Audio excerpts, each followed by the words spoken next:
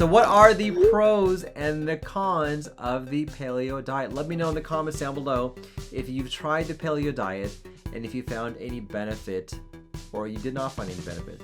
So some of the pros, number one, is that you are eliminating a lot of the bad carbohydrates. And I can tell you that by doing that, you're gonna feel better. When you eliminate bad foods, guess what? You're going to feel better. And when you eliminate bad foods, guess what's also going to happen?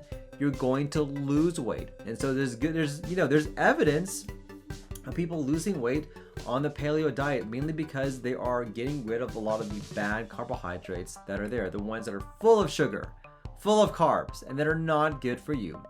Number three, in terms of pros, is that it does help to advocate more of a nutrient-dense diet. You know, if you have a lot of nuts, if you have a lot of fish, some meat, actually a lot of meat on this diet, you're going to actually have a kind of a more well-balanced, nutritious type of foods. So what are the cons? Well, number one, you're eliminating one whole food group. I have never found it to be effective for anyone to just completely eliminate one whole food group, mainly carbohydrates and grains. I've never found this to be effective at all. And I don't like diets that tell you cannot eat a certain food group or that really restrict you in terms of what you're eating, because it's very hard to maintain this long term. Number two is that we don't have any good evidence. In fact, we have zero evidence that this is going to help out with your gut. In fact, we are seeing more and more evidence where a paleo-like diet is actually bad for the gut microbiome. And I'll go into this in just a little bit. Number three, you are increasing the amount of meat. And we know from studies that that can lead to long-term consequences in terms of more weight gain long-term, in terms of worsening inflammatory conditions, higher risk of developing cancer, higher risk of changing your gut bacteria to make it more inflammatory in nature, and a higher risk of leading to a leaky gut inside your GI tract.